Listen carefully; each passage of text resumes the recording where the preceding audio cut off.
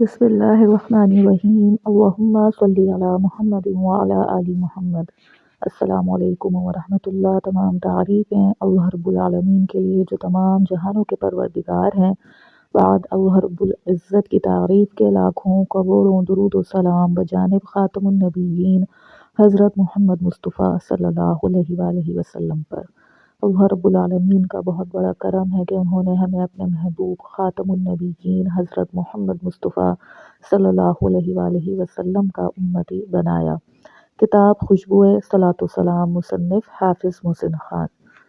سیدی شیخ محمد ابوالمواہب شاذلی رحمۃ اللہ علیہ فرماتے ہیں کہ مجھے ایک مرتبہ حضرت رسول کریم صلی اللہ علیہ وآلہ وسلم کی زیارت نصیب ہوئی تو میں نے عرض کیا، یا رسول اللہ صلی اللہ علیہ وآلہ وسلم، میں نے جتنا بھی درود پڑھا اس کا اور اپنے فلاں فلاں اعمال کا ثواب آپ صلی اللہ علیہ وآلہ وسلم کو بخش دیا ہے۔ اگر آپ صلی اللہ علیہ وآلہ وسلم کے اس قول کا یہی مطلب ہے جو آپ صلی اللہ علیہ وآلہ وسلم نے اس سائل سے فرمایا تھا جس نے آپ صلی اللہ علیہ وآلہ وسلم سے دریافت کیا تھا کہ میں اپنے تمام درود کا ثواب آپ صلی اللہ علیہ وآلہ وسلم کے لیے مختص کر دوں، تو آپ صلی اللہ علیہ وآلہ وسلم نے اس کے جواب میں فرمایا تھا کہ تمہارے غم دور ہو جائیں گے اور گناہ بخش دیے جائیں گے۔ یہ سن کر آپ صلی اللہ علیہ وآلہ وسلم نے سیدی شاذلی رحمۃ اللہ علیہ سے فرمایا، ہاں میرا مطلب یہی ہے، لیکن درود کے علاوہ تم اپنے فلاں فلاں عمل کا ثواب اپنے لیے رکھ چھوڑو، مجھے اس کی ضرورت نہیں ہے۔ میرے عزیزوں، درود شریف کے راستے پر تو آپ سب احباب چل ہی رہے ہیں، یعنی درود شریف مستقل مزاجی سے پڑھ ہی رہے ہیں، لیکن ایک کام آپ یہ لازمی کر لیا کرو، درود شریف پڑھنے کے ساتھ ساتھ کہ جب بھی آپ اپنی درود کی تسبیح پڑھ کر فارغ ہو جایا کرو تو اس کا ثواب فوراً نبی کریم صلی اللہ علیہ وآلہ وسلم کی روح مبارک کو ہدیہ کر دیا کرو۔ اپنے درود کا ثواب ہدیہ کرنے سے آپ کے ثواب میں کوئی کمی نہیں آئے گی، آپ کا ثواب وہیں کا وہیں کھڑا ہے۔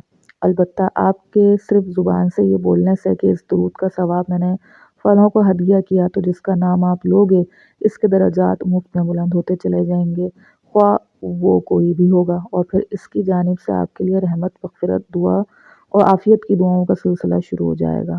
اگر آپ چاہتے ہیں کہ آپ کی زندگی عافیت سے گزرے اور اس طرح گزرے کہ پریشانیاں، فکریں، غم، مصیبتیں ہوتے ہوئے بھی آپ ذہنی طور پر پرسکون رہیں، غیب سے ہر کام پورے ہونے لگیں، اس طرح کہ عقل حیران ہونے لگے، تو پھر آپ اس نسخے پر عمل کرنا شروع کر دو کہ اپنے پڑھے ہوئے درود کا ثواب کل امت مسلمہ کو ہدیہ کرنا شروع کر دو۔